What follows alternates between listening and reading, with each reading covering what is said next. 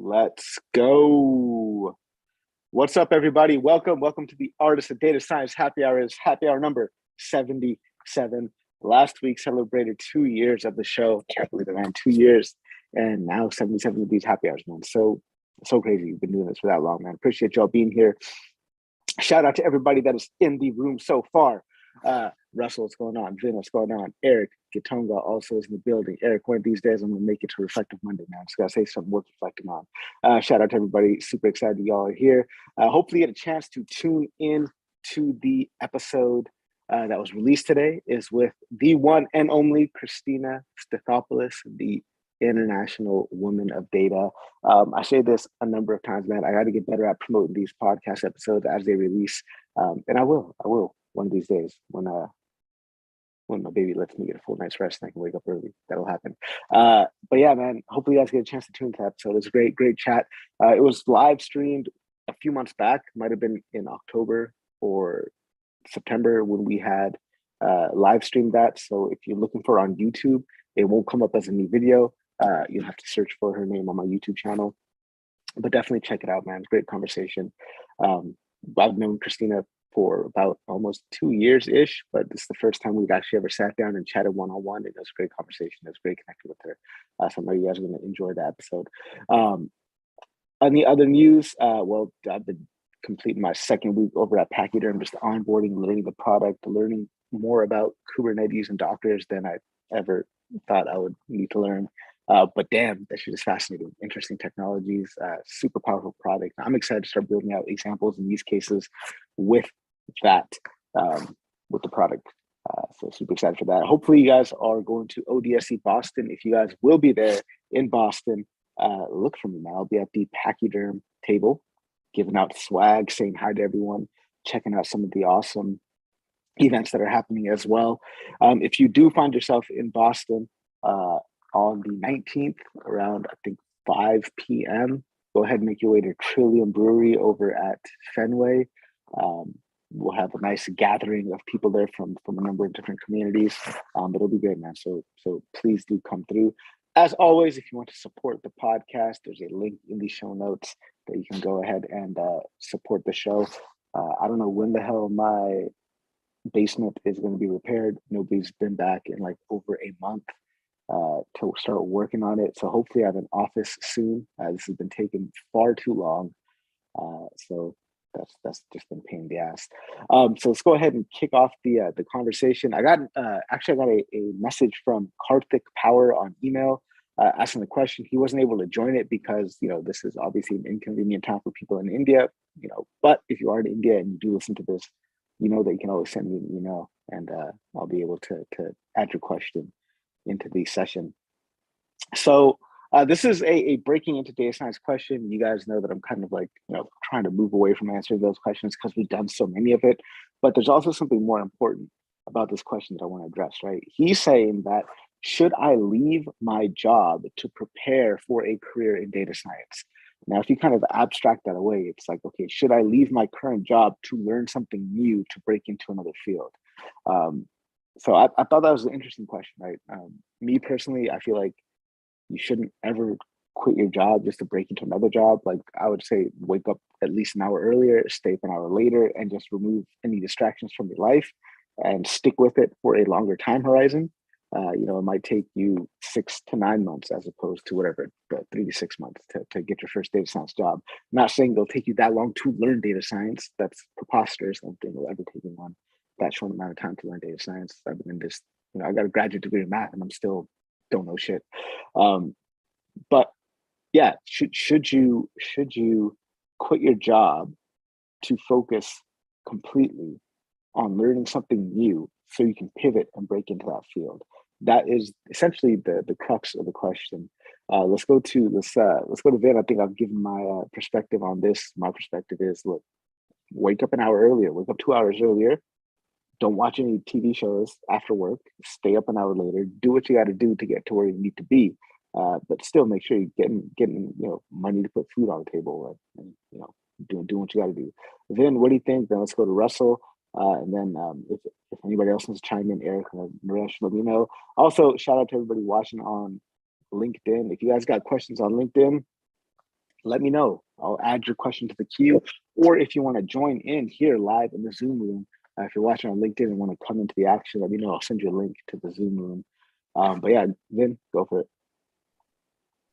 Yeah, trying to think about leaving your job before you have another one's always scary. But I mean, I understand where he's coming from. I understand where the question at least is coming from is if you don't have time to focus on a career path because you don't have time to do the educational side of it. I mean, I kind of see where that sentiment comes from, but I look at that as sort of a holdover from the college academic mindset where you have to be in school full time in order to learn a new field or in order to transfer jobs. And I think I'd look at it more like a night school type of paradigm, if you want to look at it that way, where you've got your day job, and a lot of day jobs are actually fairly flexible when it comes to giving you an evening off or giving you some time off to take some classes. And I don't mean like a ton of time off, like, where you leave at 4 o'clock so you can get to your learning path. And you don't have to do everything in person anymore. There's so much that's offered online. I think you can do that sort of night school model where you're learning as you go. And if it takes a little longer, I mean, it's not like the field's going anywhere. If you're in a hurry for one reason or another, that maybe that's a reason to leave your job. But I think that maybe instead of thinking I'm going to get there in 6 months, think about it's probably going to take about a year or two to do the transition. And your learning path is going to be so much higher quality if you take the extra time. And the only way you can do that is if you have an income. It's really hard to say I'm going to quit my job for a year or 2 years, but saying I'm going to stick with my job and then slowly, just kind of concept by concept, learn data science. I think it's just more feasible. It makes more sense that way. And here's like an interesting twist to Karthik's situation. He's currently working as a data engineer. So to me, I'm like, all right, well, you're already in the game, man. Like, what else is there to learn? If you're a data engineer, you're doing like PySpark and Databricks. Um, is there that much else to learn? Yeah, I mean, pick up a copy of Hands-On Machine Learning with Scikit-learn or Hands-On Machine Learning with PyTorch, and study that an hour, hour and a half a day, and you'll be good. But what are your thoughts on that, man? I think there's a lot more to learn. And I think this is the interesting segmentation of data science. There's no such thing as the data scientist. But if you're a data engineer, like you are a type of the data scientist. If you're an ML engineer, you are a type of the data scientist.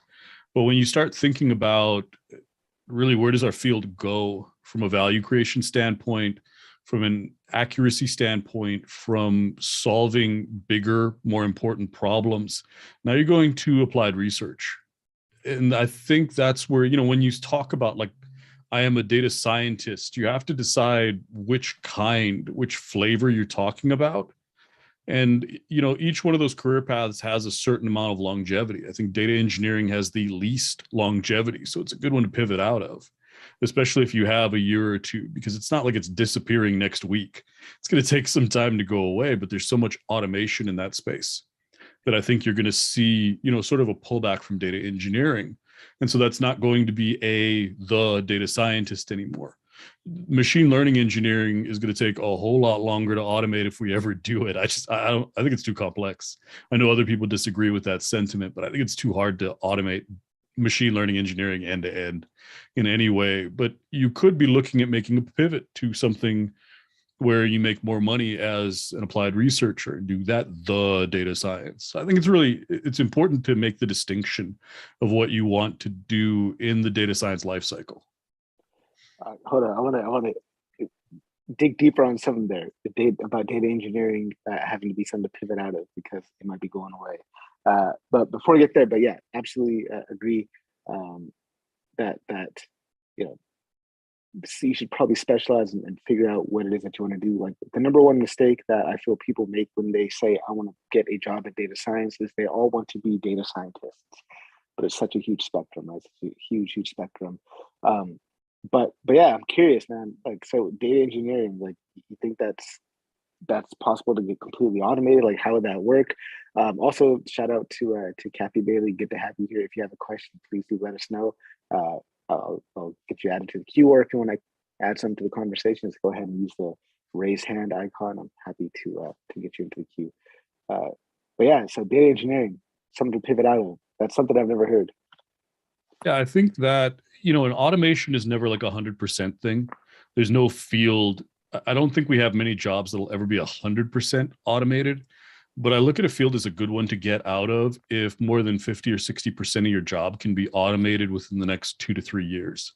Like that's where I'm starting to look at fields and saying, if I can do half of this with machine learning or with some sort of automation, that's probably a bad field to be in because you're talking about like a reduction in staff and headcount that's so dramatic you're going to be impacted by it, whether that's you lose your job because you're downsized or your salary prospects are lower than they should be. And so that's where I go. I look at data engineering as something that's shrinking. And I know that's dumb to say while the field is expanding. I know like I'm calling it at a really, really stupid time.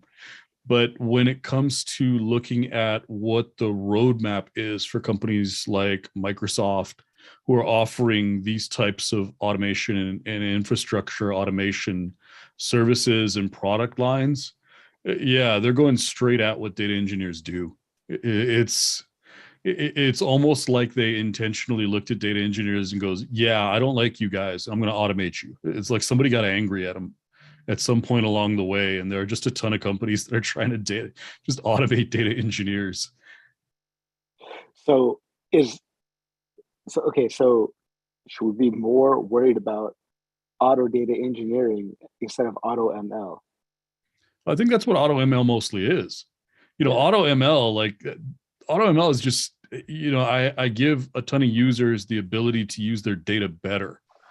But in order to do that, and this is really the reason why there's so much of a push towards, automating the data engineering side of it, is auto ML is scary and dangerous if your data is bad.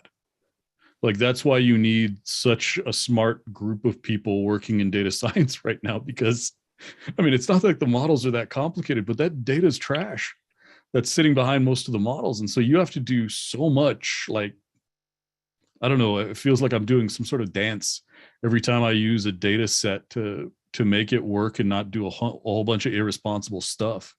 And that's kind of the auto ML sweet spot, is once you get really clean, reliable data that you can build models with, it doesn't take a whole lot more work to get good analysis out of it. And so being able to use auto ML as a user only works if you can trust your data. Then you can you can take your hands off the wheel a little bit more. So when it comes to jobs in data science, maybe from an abstract way, like tech at large, what types of roles are ones that are kind of not easy to automate or unautomatable? Barring the research aspect of it, the research scientist aspect of it, because I know you'd go there first. So we take that away from you there. But yeah, what are some of the types of roles? Maybe let's start with data science in general, machine learning in general. Like, what are some roles that we simply just won't be able to automate? So I broke that question down into basically you're going to be able to automate logical processes, but we're going to have a very hard time automating intelligent processes. And so, when you look at any given job, since they're so different, it's really hard to say this one job will be resilient versus this one won't be. So what I would do is just break your job into the workflow that you do and look at what elements of the workflow are intelligent, requiring, a level of synthesis of what you know to novel problems in order to be able to implement that part of the workflow, versus what part of your workflow is just variations on a theme, where you could, I mean, if you gave it complex enough instructions, you could, with a whole bunch of if else statements, automate that part of the workflow. Like I said, it could be like the world's most complex tree, but you could, using a tree, automate that part of your workflow. And so that's what I would look at, is how much of your work is an intelligent process versus how much of your work is a logical process. And you can just apply that across the board to jobs in general in data science and machine learning. When you look at like what data engineers do, there's a whole lot of logical process work. But you look at the architecture side of what they do, no, that's an intelligent process, because There's no one size fits all for every business case. And so you have to use a significant amount of synthesis of what you know and understand to look at the problem in a way that you can design an optimal solution and architect an optimal solution. So there's kind of that two sides, the two roads in the woods, I guess. You've got your intelligent processes and you've got your logical processes. And yes, Eric, AI is if else statements. Yes. That's what we do for a living. Why did you say that out loud? We're all going to take a pay cut now. What are you doing? I don't know, man. I was seeing the architecture and just some initial kind of, I guess, research on the DALL-E 2 model, like the text to actual photorealistic images. Like, holy shit, dude! Like, that's got to be a shit ton of if else statements to go from natural language to photorealistic images. That's insane.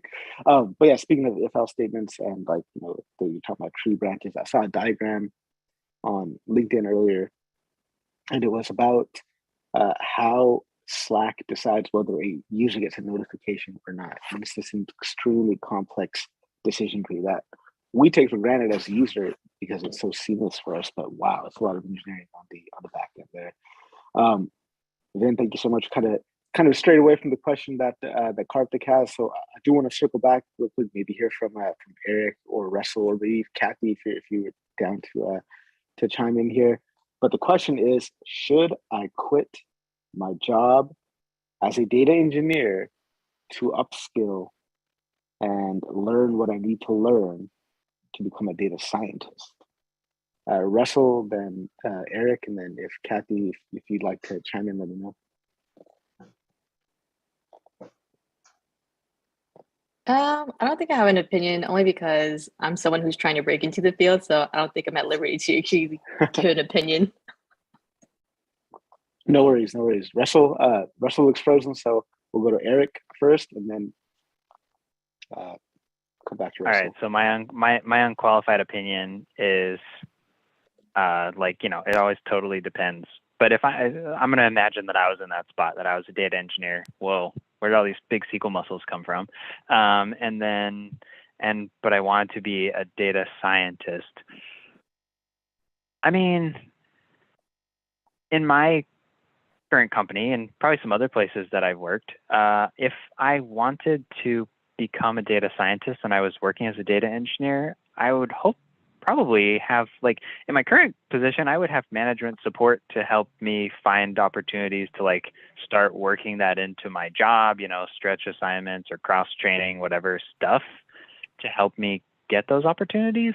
And I think that if you're in a place that has both data engineer and data science functions, then you might be able to have your cake and eat it too a little bit to help you make that transition. But of course, if you're not in a place like that, then I guess you'd either have to decide if you want to try and do the data scientist stuff on the side. Like we always talk about, it kind of sounds similar if anybody talking about wanting to break into data science, like how do you do that? Well, how do you break into a different part of data science? It's kind of the same, to me, it's kind of the same playbook because, there are certain things I really, really like, but I don't do in my daily job. And if I wanted to get a job that would allow me to do that, I would just follow the break into data science path to do it. So I guess that's my non-answer to that question. Thanks so much, Eric. Russell, let's hear from you. By the way, you guys that are tuning in on YouTube and on LinkedIn, if you guys got questions, please do let me know in the chat, and I'll add your question to the queue. And after this, we'll get to Eric's question about NFTs, or somebody had a question about an NFT. But Russell, let's hear from you. Sure. Okay. So I break this down into a couple of different layers. So firstly, if any person wanted to break into data science and they were in a non-related profession, say, I don't know, kitchen staff or something, I can understand them more wanting to quit their job, go train and go all in on that. If you're already in data engineering, I think you're kind of, you're more than halfway there, to be honest. Data engineering and data science are inextricably linked. And I would defer to Vin's previous comments, do some additional training uh, outside of the work hours without giving up the job entirely. That being said, if you're one of the, if you're in a different profession and you feel that your only option is to give up or to quit your job and go all in on the training, be very careful about that. Consider how long it's going to take to do the training. Make sure you've got finances in the bank to support you financially for not working for that amount of time. And not only that, however much you think it's going to cost, make sure you've got 3 or 4 times that amount as a contingency, because you never know what the job market's going to be like. Even for data science, it's a really buzzword at the moment. There's so many people going after jobs. You may really struggle to get it. So don't assume that as soon as you completed the training, you can walk into a job. And then circling back around, if you're in data engineering, yeah, you are over halfway there.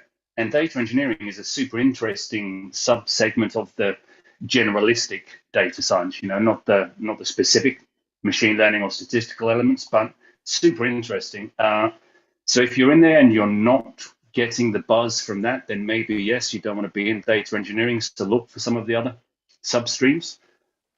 But yeah, I think you probably would be better trying to do something additional around your current work whilst you've got income, and then move into something at a more protected pace and timeline, rather than pull the rug out from under your own feet to perhaps self motivate you. You've got to do something. Try and find that motivation without pulling that rug out.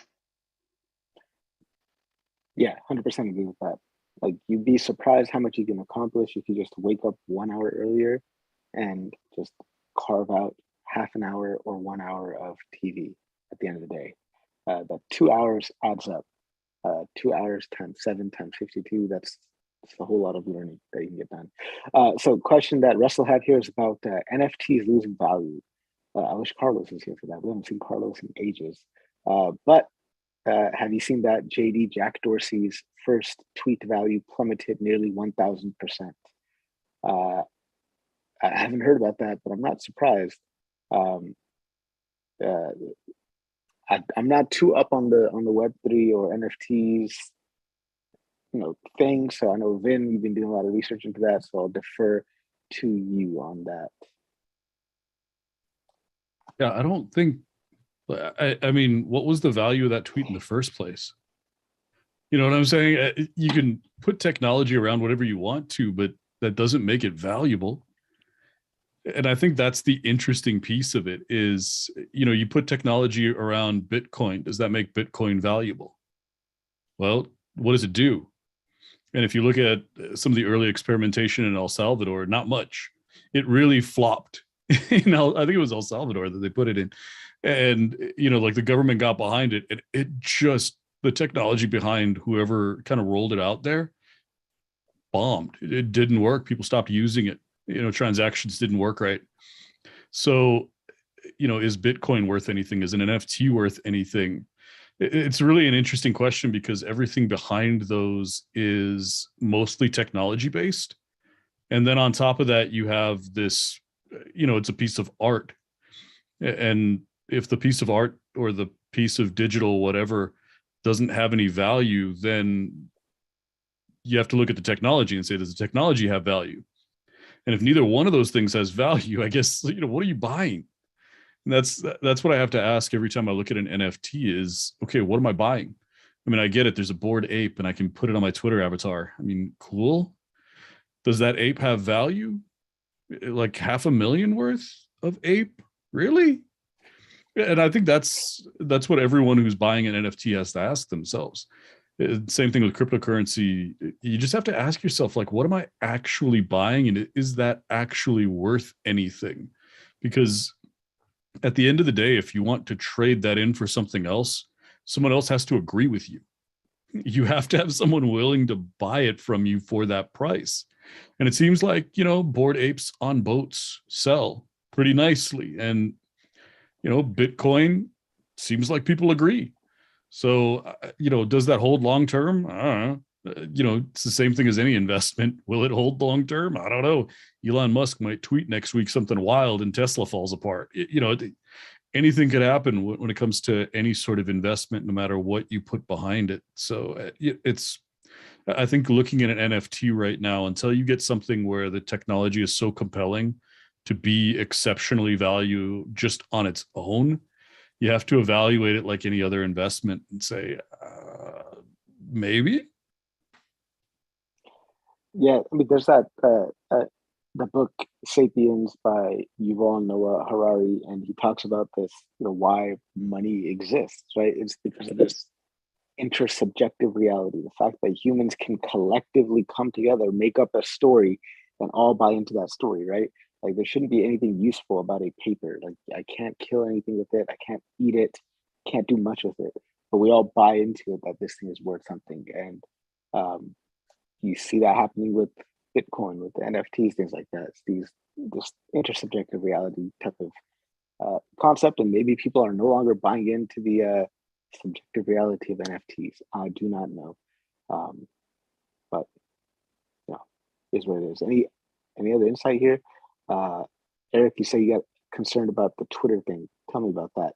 And by the way, if anybody has questions, please do let me know right here in the chat or on LinkedIn or on YouTube. Happy to take your questions. We also have a cute baby in the room right there like that. We got a cute baby. Eric, go for it. Eric Simmons. Sure. So it's not data. Well, I mean, it will be data related, I guess, but it's not directly data related. I'm just, I'm a little worried about, if Twitter was to go private. I don't know what that's going to look like, because people talk about free speech and we should be able to say whatever we want, blah, blah, blah, blah, blah. But like, that's because Americans don't understand the Constitution and what the Bill of Rights actually means and crap like that. But yes, you're exactly right, Russell, that if free speech is like, when we say we want free speech, what we mean is we want to be jerks and not have like any consequence for it. And so I'm who was I talking to recently? That's what I was talking to, a guy who's an American citizen, but he lives in a different country. He has for like more than a decade. And so he's kind of had an outsider's perspective looking in, watching things. And he just kind of talked about like the degradation of democracy and things like that have happened over the past 15, 20 years or whatever, And I'm young enough that I haven't really been paying attention to very many election cycles, and even fewer administrations as presidents, when, are sometimes voted for the second term and stuff like that. But I'm just worried about what that will look like from a free speech perspective, because also somebody made a good point saying, if it was really about just being able to say whatever the heck you wanted, then the other Twitter kind of clone apps, Parler, Getter, whatever other apps are out there, would have done better, because you can say pretty much whatever you want on those platforms. And yet they didn't take off. So clearly it's not an appetite for just being able to be a free speech person and say whatever you want whenever you want. So, and I don't like, Elon Musk is just enough of a loose cannon that I just have no idea what direction that's going to turn and what blowback would come from it. So I'm worried about that. Regardless of your political beliefs, I'm worried about that. Yeah, it's interesting. I wonder if it'll actually happen. How does this process have to work if somebody wants to buy a publicly traded company and take it private? So I saw he filled out some filings with the SEC, but do all the shareholders have to agree to being bought out? Like how does that work? Anybody know? I'm not sure. Yeah, no clue here. I know that, wasn't it Vanguard just bought a larger stake than Elon Musk has?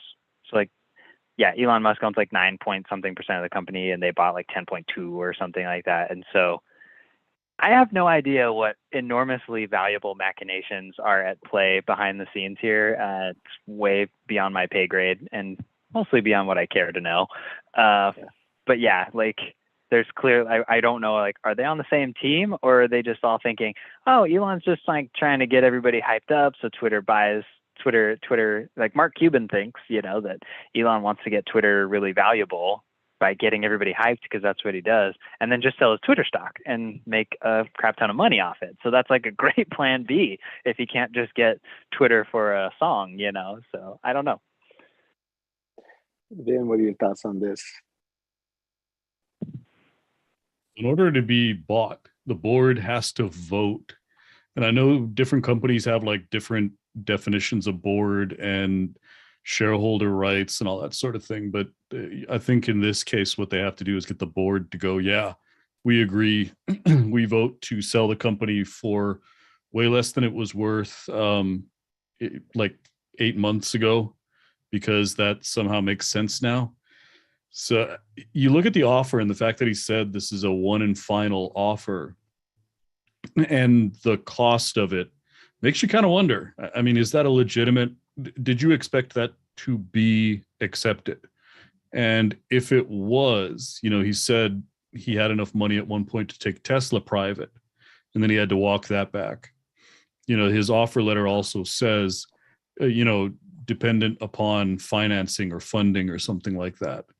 So again, you wonder if, does he actually have, you know, the funding to do this, or is this exactly what you're saying, where, you know, this is a way for him to back out of something that he probably did on an impulse and maybe regrets.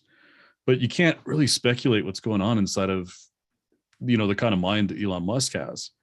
And so, you know, there's been a whole lot of people who have been trying to speculate about what it means and what he'd do.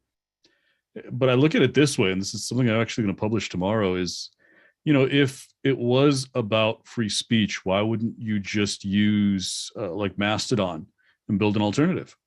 And if it was really that awesome, people would leave Twitter and go to your awesome replacement that you could build on a completely open platform and host at a pretty low cost. I mean, for somebody, especially for somebody like Elon Musk, wouldn't cost much. Wouldn't that be the far more efficient way of doing this, is to just make your alternative? And if it rocks so much more than Twitter, then, you know, you've represented free speech and everybody's happy. And you don't have to worry about shareholders and profitability. It's on an open platform, so who cares?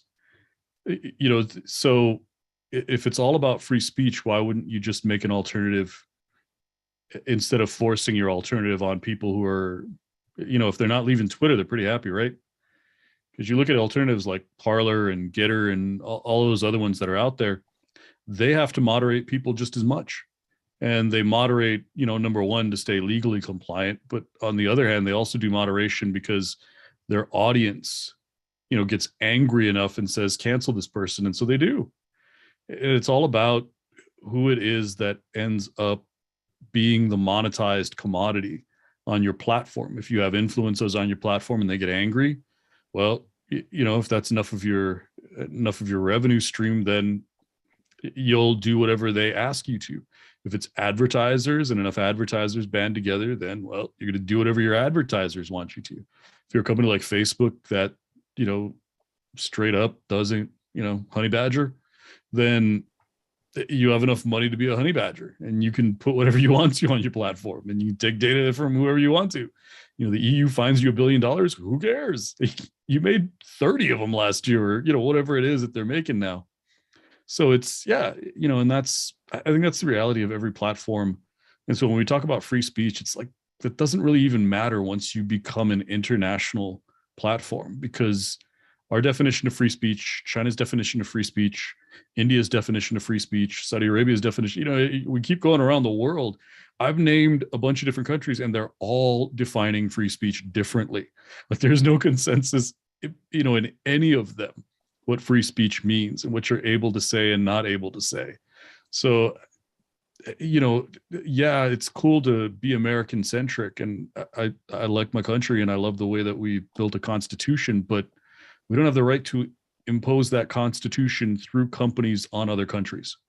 So, you know, there's all of these different implications of Elon taking Twitter private, but at the same time, like, well, any of those, you know, it's awesome to want things.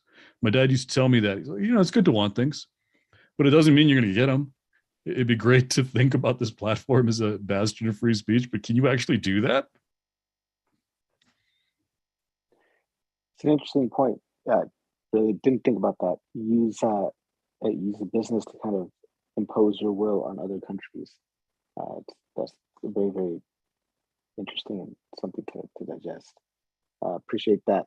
There's questions coming in here on LinkedIn. One from Patrice Johnson. Patrice says, NFTs metalblocks.co allows you to buy virtual versions of each tract of land in San Francisco.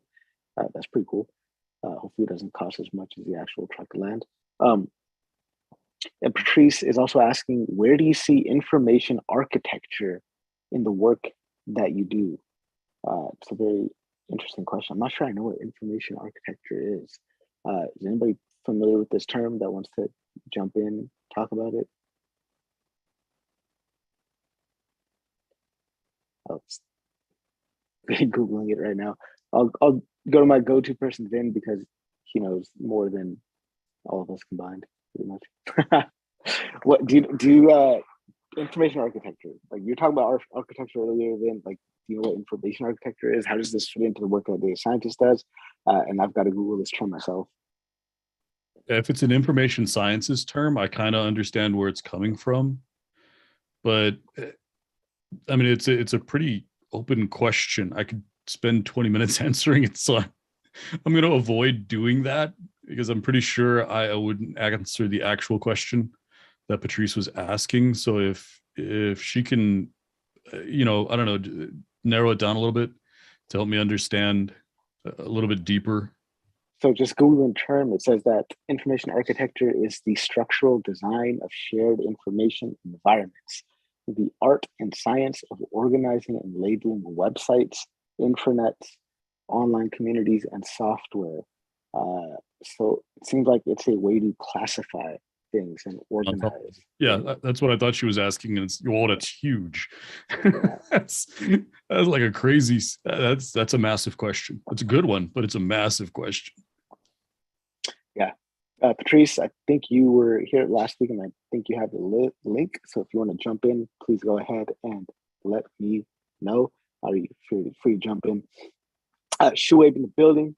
Good to see you here, man. I know you're usually in the chat on LinkedIn, so it's good to have you here. You got a question, so go for it. Yeah, thank you, Harpreet. I've been meaning to come for some time, obviously, because I actually live in London, as you can tell from my accent. So it's around 11, pretty late, but I've found the time today to just welcome myself and try and get some information up. But just want to say a big thanks to your service you provided for the last 2 years with regards to data science. I've learned a huge amount.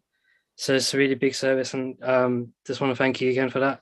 In terms of my question, so I recently just started a role within data science recently. I'm a month in, and I was wondering, just from your side, if you have any advice going into the 3 to 6 month mark, how you would navigate, or if you've actually been on the managing side, how would you like to see the subordinate of your team do well in those 6 months? Do you have any advice on that? Yeah, let's hear from Eric on this. I think Eric would have some good perspective here. So Eric Sims, go for it. Yeah. So let's see here. I started my job last June. So it's been eight or 9 months, something like that. And so my manager, when I very first started, said, there are 3 things I want you to focus on in your first 30 to 90 days. The first thing is know where the data is. Be able to, I'm just making a couple notes here so I don't forget. There we go. So know where the data is. If you're going to go into the data warehouse, do you know the fact tables? Do you understand how dimensions work and connect everything together? It's okay, I can do that. I got to find stuff. Second, relationships. Are you meeting people? Do you know people? After 90 days, have you established relationships? Do they trust you? Will they ask you if they have a question?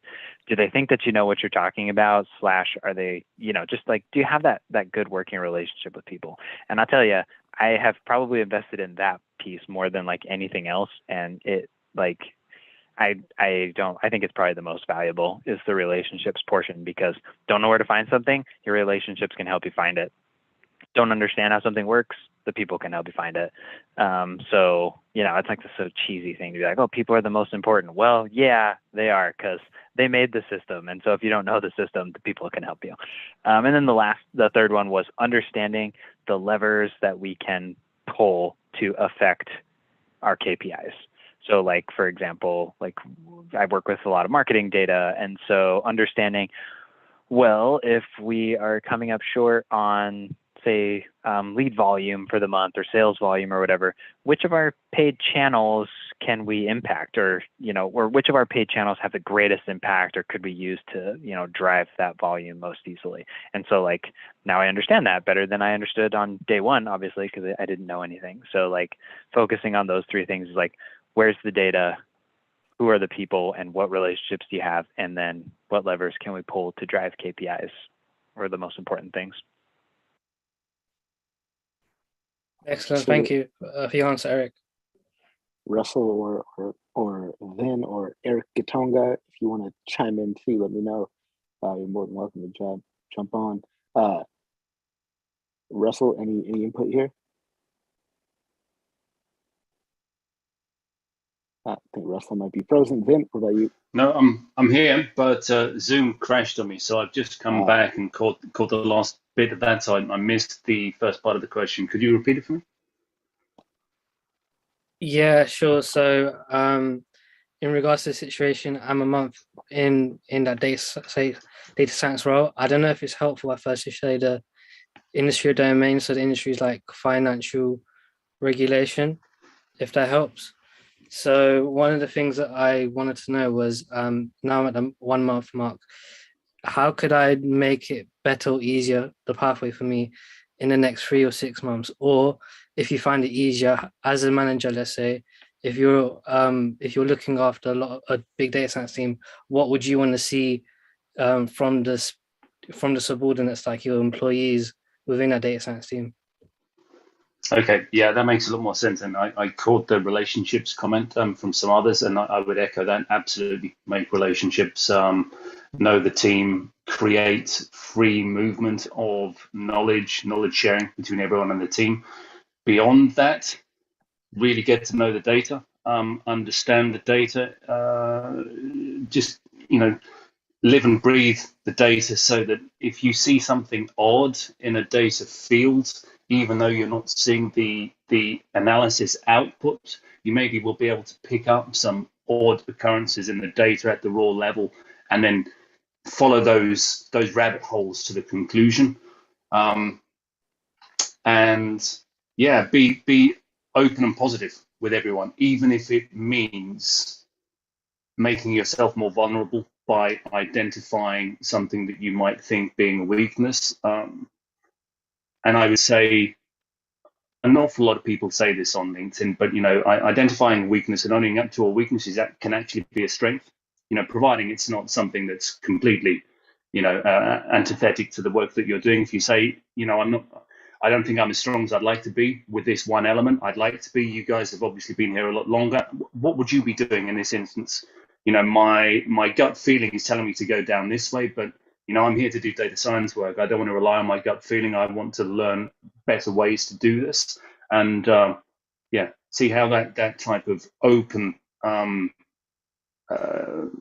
transition of information is accepted in the wider team. And if they're a proactive, open team, I think they'll respond well to it. Russell, thank you so much. So I'm gonna go to Vin next. Before I do, I just want to kind of give my little bits of advice here. Dude, I would just get as curious as you possibly can about the business, how it works, how they make money, who their customers are, who their competitors are, and get ultimately become a fanboy of the business, right? Because your success isn't going to come from you knowing how to write the most efficient SQL queries or write the most amazing algorithms, right? Like your success is going to be predicated on, okay, can the things that you do and the things you spend time on actually make money for the business, either make money, save money, or reduce costs or reduce risks, right?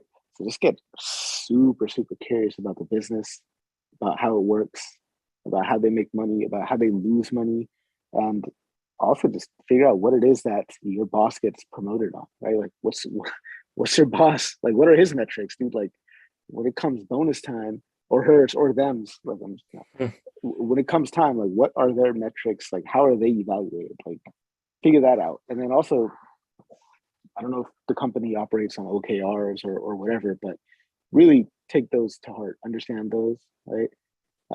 That goes along with kind of understanding the business as well. But month in, after you've met the people, after you've gotten familiar with the datascape and all that stuff, now it's time to just go in on the business.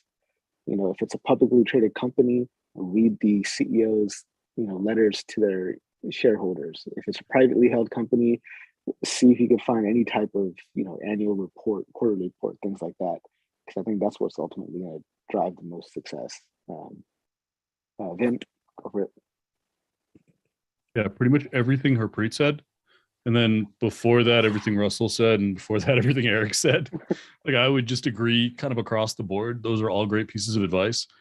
The only thing I'd add is something that worked for me when I was first starting out at a new company. Not necessarily like expected in your first 6 months, but it helped set me up for some success.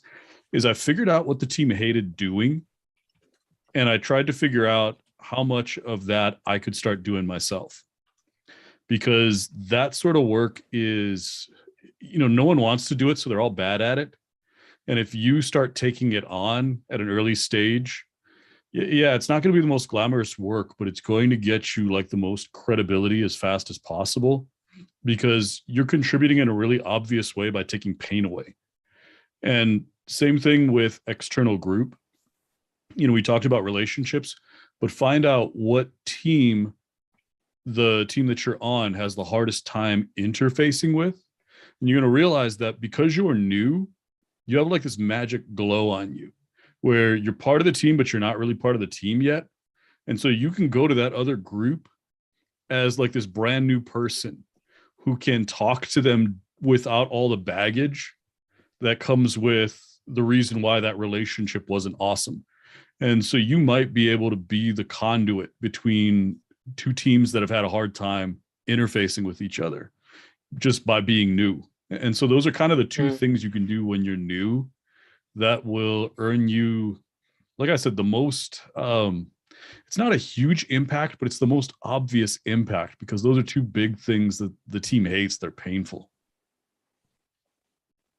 Great. Thank you very much, Finn. Thank you very much. And everything that I said, I learned from Ben. So that's probably why he likes what I said. Any other feedback on that? Any other tips, words of advice for Shuaib? Let me know. Shout out to everybody else that just joined the room. Coast Club's in the building. Patrice is here. Patrice, I think, might be here to double click on the information architecture question that you're asking. Shout out to Dare George. Dare, what's going on? And I think that's Snippy Gill in the room. What's up, everyone? Couple of things coming in here on LinkedIn. Charlie Littleton, who's a data and analytics manager at Procter & Gamble, says that as a tip, just stay humble and ask for help when you need it. I love that advice. Thank you so much, Charlie. If you want to join us in the room, Charlie, let me know. I'll send you a link. Go ahead. Let me know if you got like follow-up questions or anything. I think someone called Kathy was saying, how am I liking everything so far? So I don't know if this is the space to just comment on that. Yeah, go for it. Yeah, go for it. How you liking your first month on the job? It's your first job? Yeah. No, so I think when you first started your podcasting, I mean this session, sorry, this happy hours, I was in marketing at the time. So, and then after that, 1 year after that, I did a master's pretty much, and I completed that. And in the last 3 months or so, I just found this job. It's pretty cool. It's like different domain from marketing to the what do you call it, financial regulation. But the funniest thing I like to say is I didn't think I'd actually get there, but when I spoke to my boss, and the reason why he said he liked my CV is because basically I worked with Google Analytics data a lot. So I worked in the marketing domain before, and I think that kind of just goes to show, like, even if you're not within that domain, you shouldn't be discouraged from it. You should probably just apply anyway, because you might have something attractive or meaningful to kind of provide. So that's kind of one thing I would say as well. If people here are struggling in that sort of way, I mean, just go for it. If you have projects, or if you have experience, then make use of it, I guess. And then more so in terms of the first month, with what Kpis said, it's quite interesting because I think one thing I was kind of expecting was, even though it's data science, I thought there would be a lot of querying with SQL, so I kind of did prepare a bit more on SQL too much when that actually wasn't the case. Ironically, it was more software engineering, and this is something I'm still trying to build. I'm not the biggest software engineering geek or whatever. I still need to improve, but definitely, they say that things that are edge of your scope, you learn the fastest, and so that's one thing that definitely stood out the most. Is just like what my manager, he's been there for like 5-6 years. He's really good at like Python engineering and coding, and it's like he nevertheless he reassured me like, I've been there for 5 years. There's no need to compare, and so just learning from people like that, I'm kind of happy with. But then other things like a CRM, they're being involved in that, and so that's one of the projects I'm kind of doing. Is just even though it's not pure data sciencey, like it's not coding, it's just more about data literacy for the other team. Like I think Vin or somebody else said it is the department that had some of the most pain points. They just need a bit more consulting from us. We're like, for context, the department is like 60 people, and then 5 of us are like a data science unit, and so we're helping out that specific team. That's like 10 of them, but they're not really good at data literacy.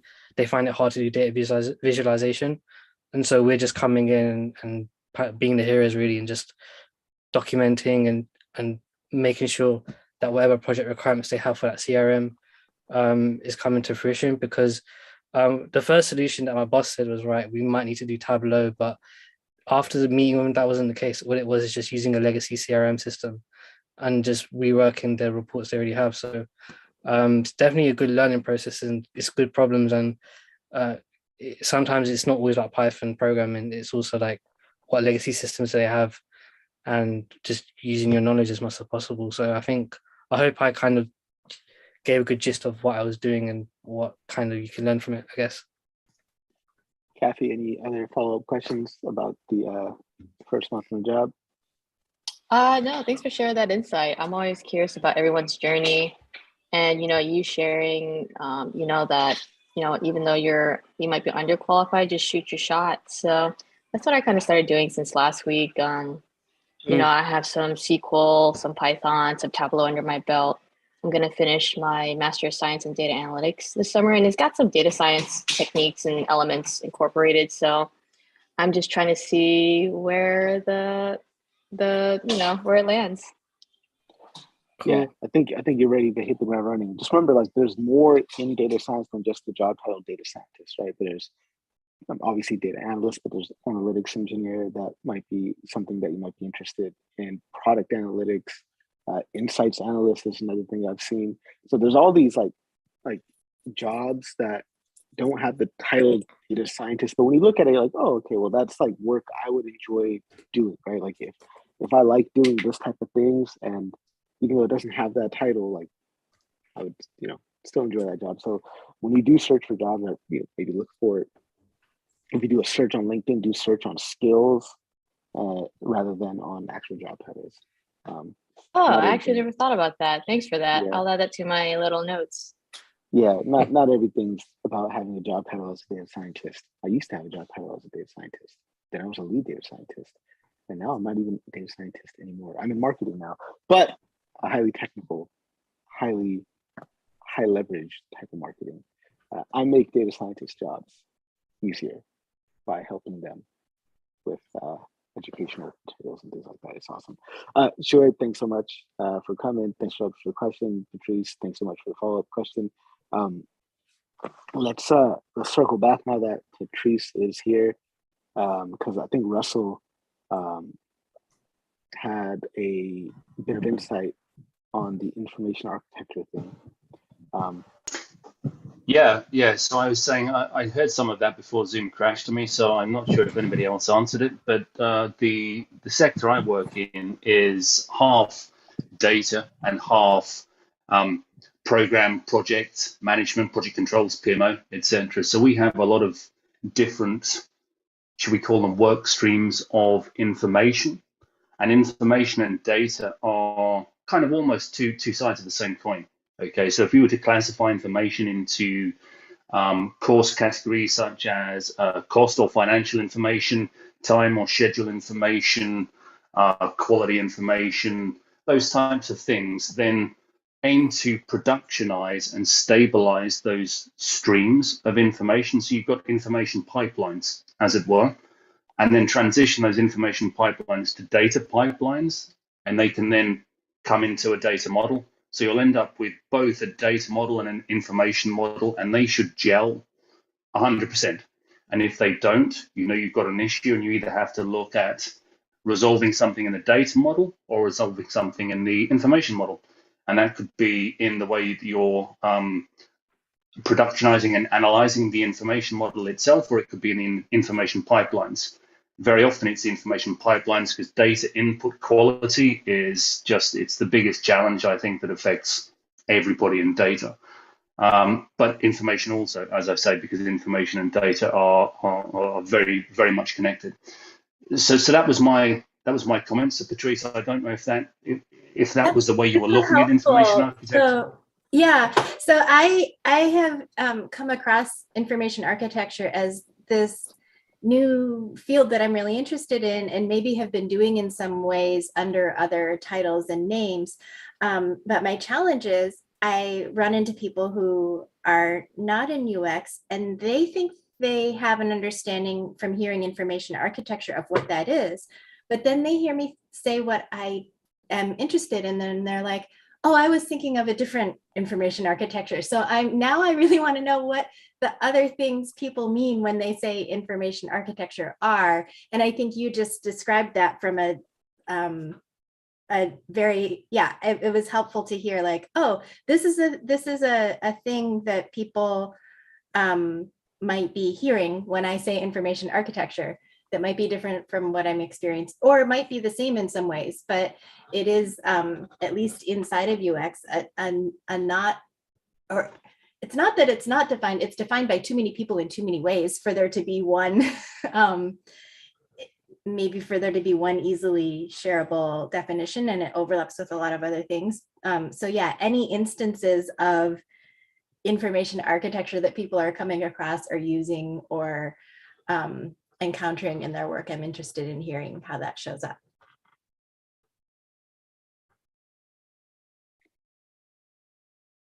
Crickets. Russell, anything to add there, or Navi, anything to add there, or anybody? Yeah. Right. I'm just.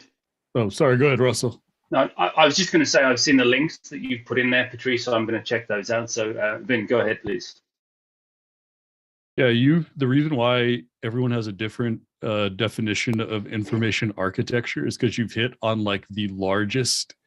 There's an entire field that deals with different ways to architect information, and to go from having data to having something that's usable.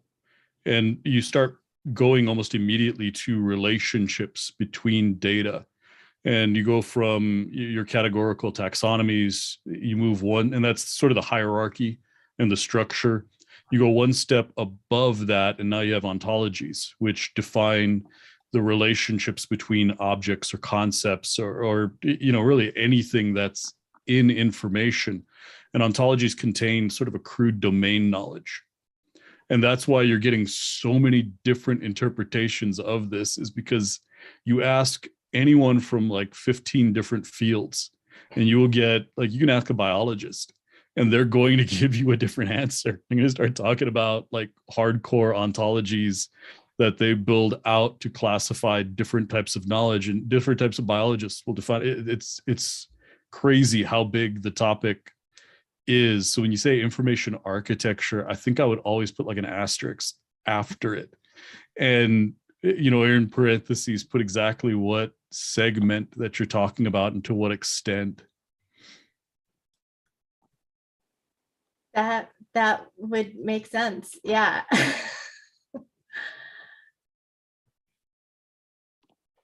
All right. Any other input on this topic? Let me know.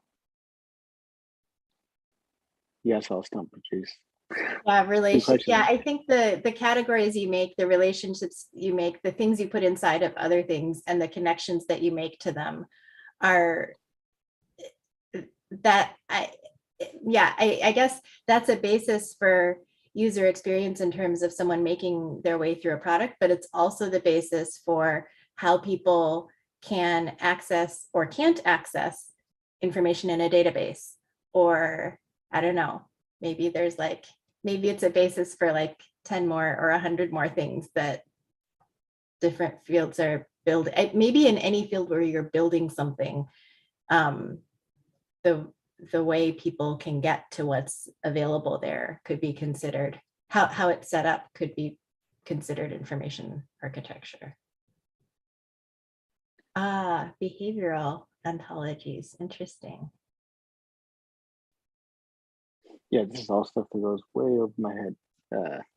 These, like you guys are talking about Ontology, well, at ontologies, least the way I learned choreography. it was just the thingness of a thing. Is it a thing or not?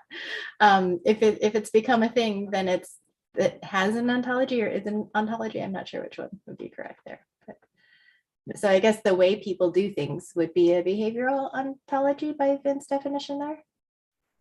Well, what you're building out is an ontology of someone interacting with whatever it is that you've built out.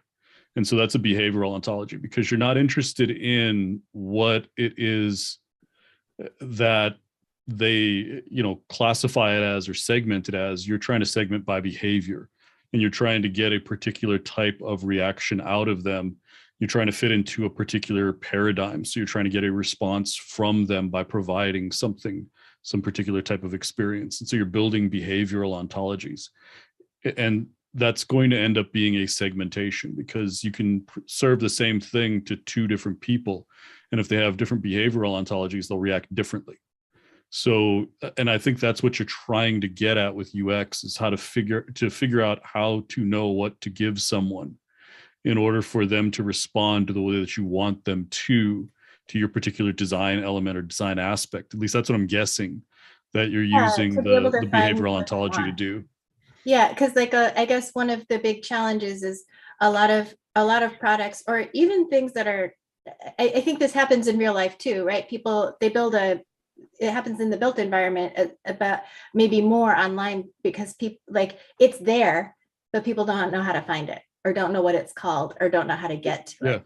And so no, that's actually different. That's just a knowledge, because you're doing a search and you have to figure out for that person's ontology, what does that search mean? Because if you do a fancy restaurant, depending upon your ontology, that can mean a ton of different things.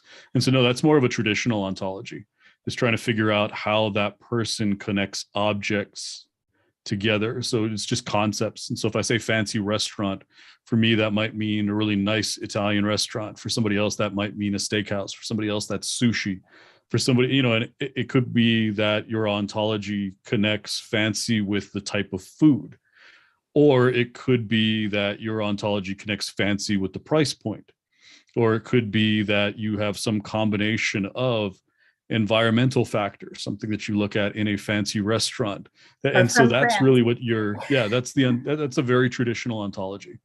Yeah, I think it's also, so Abby Covert wrote a book in which she made the case for, this is something that everybody does, like, and I know any writer does this, right? So say you write a book, you have to decide, what are the chapters going to be called? Where are you going to segment them? Are you using chronological order? Are you making your own order that makes sense because of the way of the things that happened in the story, or some other way that makes more sense to organize them than to tell them in the order that they happened? So I think it's like I think she would say information architecture is the way you organize things so that people can make sense of them, in a very, very, very broad way. But I think I'm starting to appreciate just how, like, I knew there was something technical that had information architecture in it, like the people who build, I don't know, the basis for, I don't know, company computer systems or whatever else is getting built out there. But I think maybe way beyond that, there's many fields that have a way they look at this, and it may not even be called information architecture. They may not think of it as that, but it's, I guess it's an organizing, everything has a system of organization in some respect. Yeah, you can scare even hardcore scientists like postdoc with the word ontology and creation of ontology. You can literally scare an entire room of scientists out where they will jump out and leave. And someone who can build an ontology is seen as like Iron Man or, Wonder Woman. You are legitimately that level if you can build an ontology in a scientific domain. It's like the top of the food chain in science. Medical informatics. I did a quick search on Google, like information architecture with data science, and it seems like there's a lot of research and just topics and articles written on data architecture versus information architecture. So that might be something worth looking into to see kind of that intersection and that difference. Oh yeah, was it here last week? I feel there's this distinction that people make between data and information in different ways too, that I think is kind of fascinating.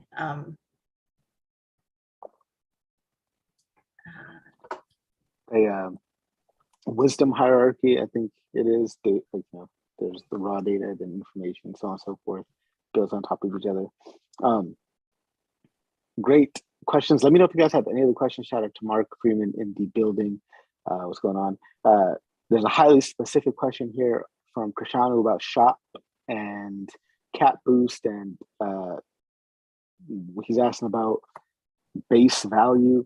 So let me ask you this. Let me flip the question, Krishanu. How have you approached trying to find the answer to this? So I was explaining this to my manager who does not have any idea about SHAP. So when I was explaining the whole SHAP value to him, when I was explaining the force plot, I saw that there is something called as base value. Anything and can I just project my screen? It would be just easier for everyone to see. Yeah, definitely go for it.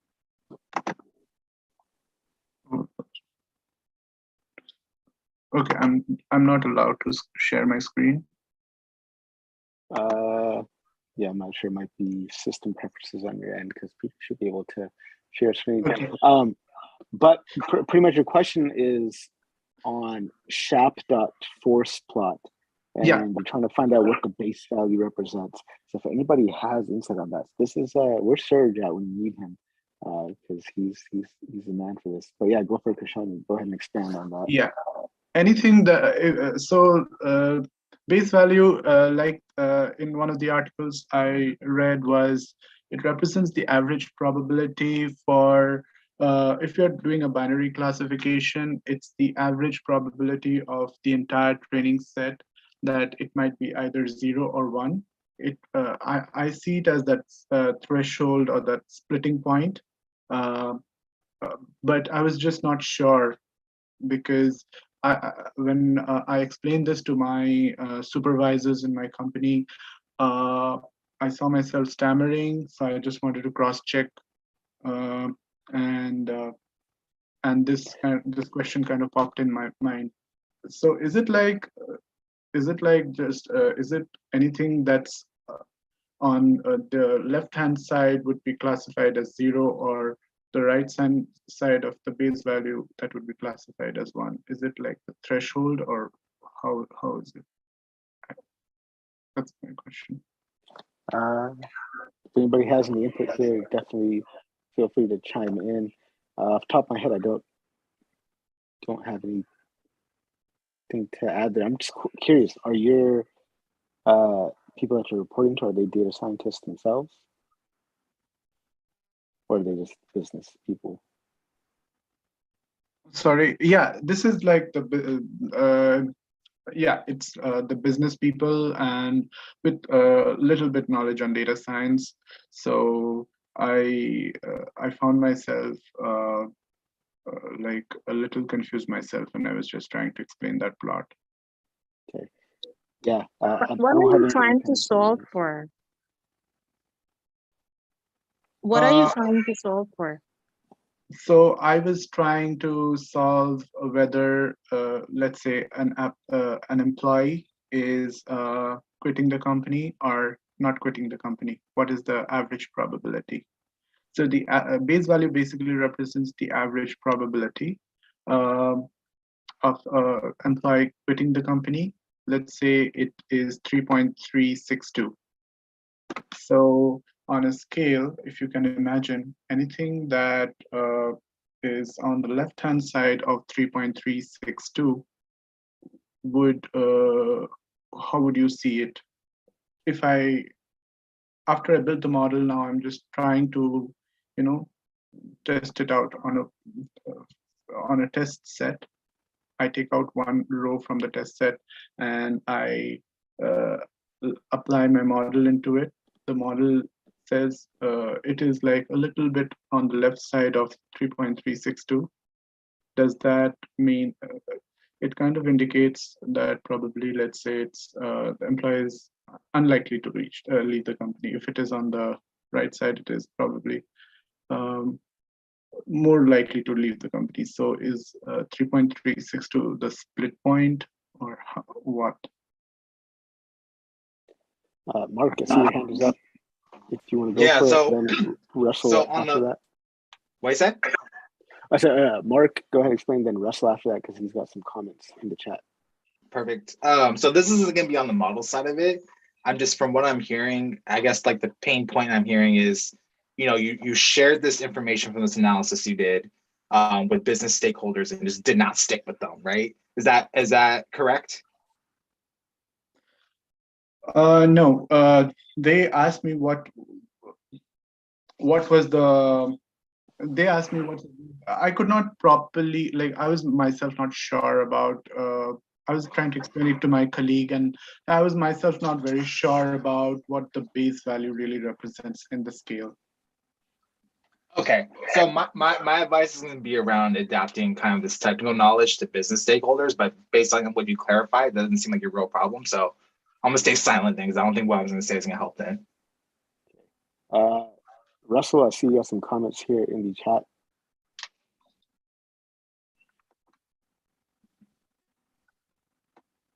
Russell might be a bit frozen. Yeah, no, I'm on.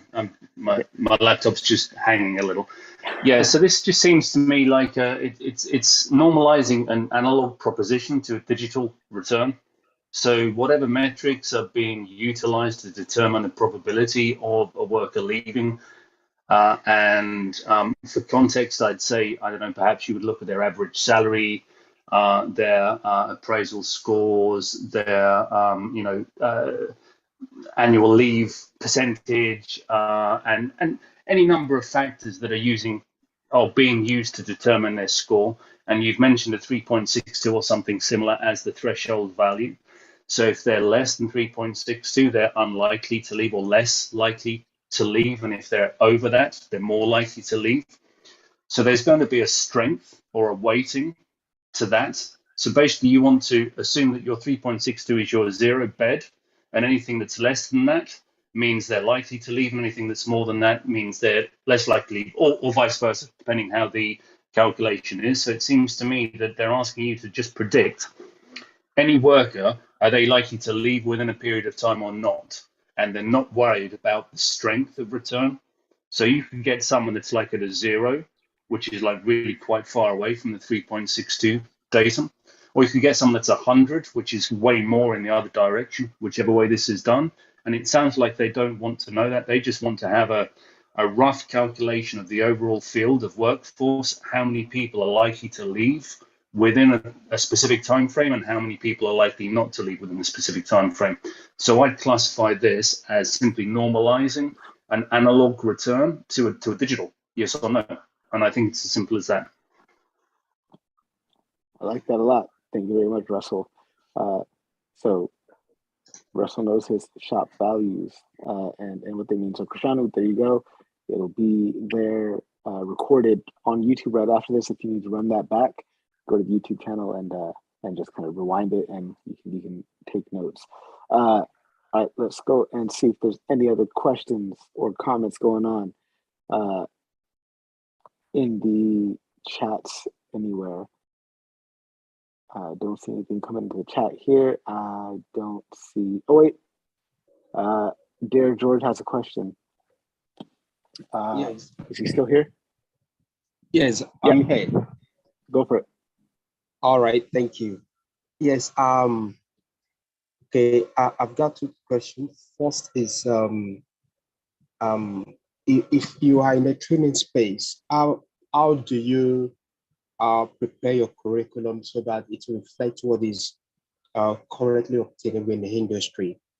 And of course, it is always, the industry is always changing and all of that. So how do you set it in such a way that it also dynamically changing or reflecting what is currently obtainable in the market? That's the first question. The second is that we're trying to reach some firms and companies to hear their data story, right? So how would you, data story for a compilation, we try to compile this so that we can, push it out there for probably people to learn from and all of that and probably tell their story.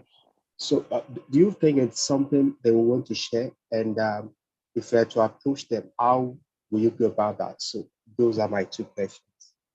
Let's tackle the first question.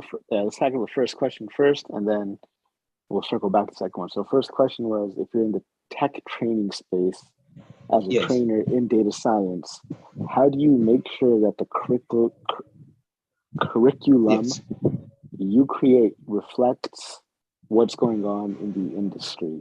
It's a good question. Mark, you want to take a stab at that? Yeah, I can definitely take a stab at that. I think a key thing is there's passive ways of doing that, and then there's active ways. A passive way is just being on LinkedIn, following the correct people, reading newsletters, reading the current books coming out, reading the various research papers. That you can do, and I say passive because you actually have to read it, but you don't have to identify people in the sense of like getting time with them to talk.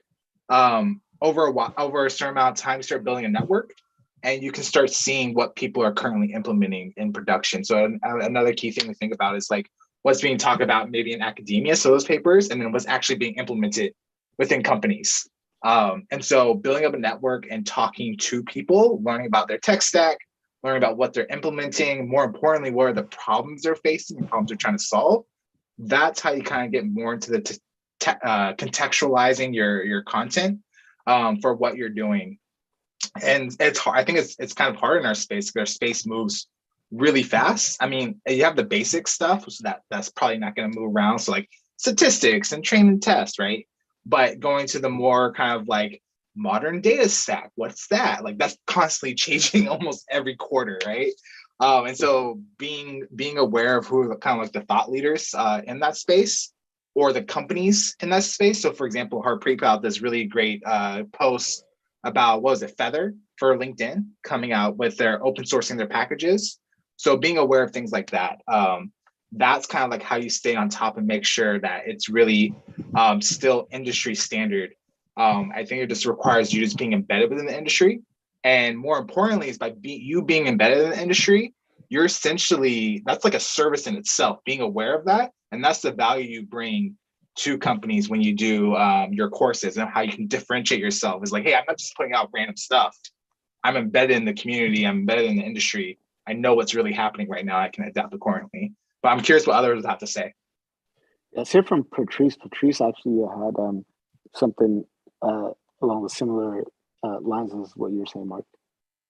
Oh, just one thing that I've experienced as a student is the instructors will invite people who are data scientists or who are working on whatever the content of the day is. to come in and talk about a problem or talk about a slice of the industry that they know. And that's one way to just, I think that's a very effective way to take a day in the life of the industry and insert it right into the course. And it's also, I think it's possible to find people in industry who want to make time to do that because they maybe have been away from schools and instruction for a while, and they want to see what you're doing in the classroom as well. I don't think I have much more to add on that. I'm gonna stick some people I follow in like LinkedIn in the chat. But yeah, that's it. Vin, any input there? As far as keeping classes and like the content relevant to the industry, yeah, it's really just about having practitioners and people who are building the tools that are being used in the industry. Because having those people, you're going to get kind of a diverse background and perspective. Whereas if you have a practitioner who's been working at company 1 for 3 years and company 2 for 2 years, you know, it's going to be fairly granular. But if you're talking about trying to get a broader perspective of the industry, yeah, bring people in who are building tools because they're having to talk to a bunch of other companies and get those companies to adopt their stuff. So they understand a broader range of workflows, and they'll probably be able to interject. I mean, because they're really, really granular and really applied. You know, they're building a tool, and if their tool doesn't work the way that the people that they're trying to sell it to do, you know, there's no way it's going to be adopted. So you're going to get a good perspective, good realistic perspective of how things work. If you talk to like a data scientist or somebody that's architecting those types of packages or those types of products, excuse me. Any other input? Maybe anything to add there, or I just want to quickly add, I love Vin's point talking to like vendors who like actually really thinking about it because they're talking about that go-to-market strategy all the time, and they talk to like hundreds and hundreds of customers. I put in the chat, VCs are actually really great to talk to because they're often evaluating and doing due diligence on many startups who are coming up. And to get to the VC level, not like seed investing, but VC, they have to validate a market need and actually have customers. And so they're seeing early trends way before a lot of people are. And so there's some people, I think there's some medium people who are VCs who run blogs based on what they're seeing from their deal flow. Medium, like a Medium blogs? Yeah, like a Medium blog. I think one of them, her name's Anastasia. I'm blanking on it, but she was a VC or works with VCs, and she basically talks about like up and coming things in data. Yeah, nice. And something that, you know, nobody else here said, but I would again just go back to the tried and true things that are always going to be true in the data science field, and that's just teaching basics. Like, you know, make sure you teach people basic fundamentals of data literacy, SQL, and essence of how to communicate data to an audience using storytelling, and obviously how to write some code. Any follow-up questions on that first question there, George, before we go into your second question there? Okay, you want me to ask the second question now? Oh, well, if you have any follow-up questions on that first question, now's the time to ask your clarification. Awesome. No, the responses they've been so brilliant. Thank you. Thank you, everyone. Really appreciate that. We're able to pick so many points that will really be helpful. Thank you so much. I appreciate that. So I'm okay with the first question. If you want me to go to the second question, I can do that. Yeah, let's do that. All right, thank you. So we're trying to do a compilation of data stories for companies, more like their case studies. I mean, using them for case studies and all of that. So the question is, how would you approach them for their stories, for their data stories, how they are making exploits, and making impacts through data? And also, do you think it's something that we want to share? Okay, so if I can just make sure I understand the question is you're trying to communicate, trying to come up with a bunch of case studies to kind of talk about how companies have extracted value from their data, and you want to figure out how should you approach companies to see if they're willing to talk to you and share their stories. Yes, and share their stories. Okay. Yes. So I definitely want to flip this over to anyone in the chat that has something to add there. But I would say, maybe first start by just looking and seeing what people have written on like their engineering blogs, right? So Mark mentioned how I posted something about LinkedIn engineering, right? So try to go to companies' blogs and see if you can pull stories from there. That if you can't get anybody to disclose how they how they made the sausage, so to speak, that's one option.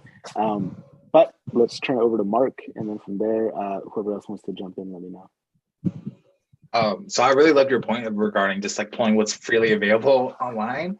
I think the one question you need to ask yourself is, when you get this collection of case studies, what's the goal of that? Are you trying to create like a free resource? Are you trying to create a product that you're selling?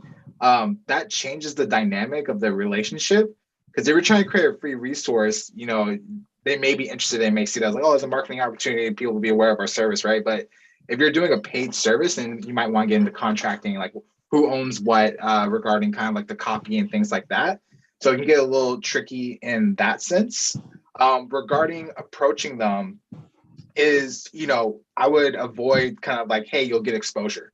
Especially when you're a company, like you don't need exposure. You need to pay the bills and fulfill your fiduciary duty. And some random person asking for something and nothing in return, right?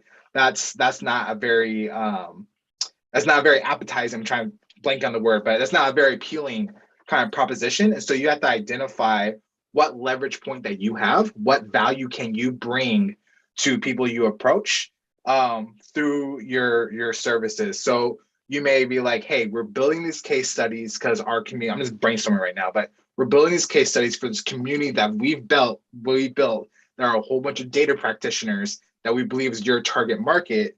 We would like to collaborate, see how we can share kind of stories that can benefit both of us, right? And so the conversation is really targeted towards, building value for both sides. And so I would highly, highly recommend not approaching it where like, what can you do for us, but more so think about how can you cultivate value for everyone involved. And that may require financial means as well to get those case studies.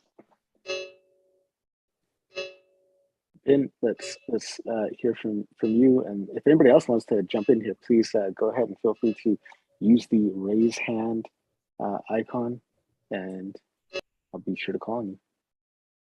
Yeah, I think the hardest thing that you can get out of a company is their case studies, because most of them are pretty guarded about them. A lot of times you have intellectual property tied up into a case study. Just as a consultant, it was so hard to get anyone to give me permission to publish a case study that was detailed enough that I stopped. I gave up. Between the NDAs that I sign and what their concerns were with privacy, I've never gone down this road because it's too complicated. So I think when it comes to getting case studies out of companies, what you're going to find is what they share with you. They're going to tell you, oh yeah, that was last week, but no, it was more like 3 years old. That they are notorious liars, and this is something that the big five consulting groups run into too, is trying to get those case studies written that you see on their websites. They have to offer a ton of freebies. I mean, it's a lot of what Mark said is trying to get that out of them it's an expensive proposition in some cases. What you can do to get high-level case studies for data is start watching some of the financial channels. They always have like a tech hour, and CEOs will go on and talk about what they've achieved last quarter with data. And you'll get some very high-level case studies. And you can dive into them then by following people within that business who will talk about individual pieces of it. Like there's a whole bunch of Peloton insiders that I followed to build out a post about what Peloton was doing and what they are doing with data. There's a whole bunch of insiders at, other companies that I follow in order to create, like Zillow was one that I followed a while back, to create sort of this tapestry of what was going on inside of the company, because they won't tell you directly. But if you follow enough people in a company that's working with data, you'll start to get you can piece together enough where you can create a case study. But I would just be really, really careful and anonymize it. Go by industry and company size. Don't use company name. So like a major retailer in whatever country's marketplace, or a major manufacturing company in, don't actually use their name, because they can take exception to that too. It's super hard to, even get case studies from, like Vin said, your own clients that have been successful using your product, to get them to vouch for it. It's hard to do, very, very hard to do. So if you are looking for just case studies to kind of excite and inspire people, maybe just look for it. It's already publicly available on engineering blogs, or like Vin said, looking at memes and things like that. I think that'll go a long way. There's some comments here. Russell said, avoid asking anything that relates to IP, as that will get you shut down in a blink. To have any chance of interaction, the topic should be generic and nothing that stands to adversely affect the target organization. 100% agree with that.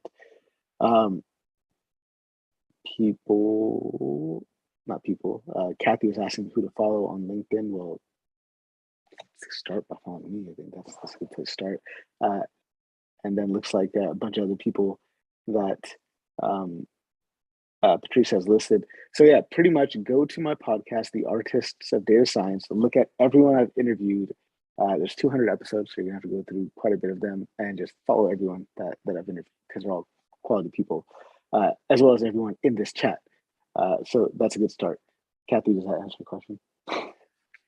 Awesome. Any other questions coming through? I don't see anything on LinkedIn or on YouTube. I'll begin to wind down the hour then.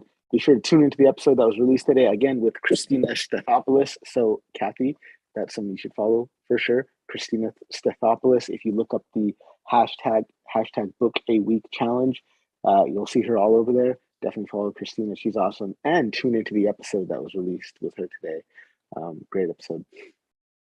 If you're going to be at ODSC in Boston on the 19th through the 22nd of April, so that's next week, holler at me, man. I'll be there. I'm looking forward to meeting as many people as I possibly can. I went ahead and got my booster shot, so I'm triple vaxxed. Be wearing my mask and everything, so daps and hugs for everyone. So please come through and say hi. I'll be over there at the Pachyderm booth. Mark, ODSC London, June 15th, 17th. That is not on the agenda. I'm going to ML Ops World in June, June 5th to the 7th. So I will probably be too tired to travel on the 15th, 17th, but maybe next year. Are you going to that, Mark? ODSC London? I am. I booked my tickets before finding out that everyone here was going to ODSC East. But I'm going to London, so that's fun. Are you presenting there at all? Nah, my company is just they gave us a stipend for events and conferences. I was like, cool, London. Nice. Man, yeah. I probably won't go to ODSC London. That's two back-to-back trips that are too close. If anybody lives in Denver, though, let me know. I'll be in Denver May 23rd to the 26th. Be happy to meet up with somebody for a beer. So shoot me a message, send me an email if you're in Denver. That'd be dope. Again, be sure to tune in to the episode that was released earlier today with Christina, and tune into all the episodes. They're all amazing. Like, the Artists of Data Science podcast is pretty dope. I might be biased, but hey, it's a good podcast. Listen to it. And also, if you haven't already, be sure to follow the hashtag 66 days of ML Ops. I just completed day 10, but over the next remaining 56 days, we're just going to go more and more into ML Ops. Over the next few days, I'm going to be listening to and sharing my takeaways from some episodes from the MLOps community podcast starring Demetrios Brinkman and David Aponte. Great podcast. Absolutely love that podcast. Mark, I know you're on that show the other day. Demetrios let me know, so I'm looking forward to your episode. I think that will be the first episode I review and talk about. But yeah, I'll be sharing what I take away from there, and then while I'm at ODSC, I'll be going to MLOps specific talks, and I'll talk about what I've learned in those talks. But then after that, I'm going to go deep on some technical stuff. We're going to start with Docker, move into Kubernetes, and then talk about all the different deployment stacks. We'll go from Kubeflow to Seldon. I'll talk about, obviously talk about Pachyderm because I work there, and then talk about how all those things fit together, and talk about the work that my colleague Dan Jeffries is doing over at AIA, that is the AI Infrastructure Alliance. So keep an eye out for 66 days of MLOps. So go ahead and follow that. That being said, y'all, thank you so much for being here. Appreciate y'all spending some time with me today. Remember, my friends, you got one life on this planet. Why not try to do something big? Cheers, everyone. Thank you so much.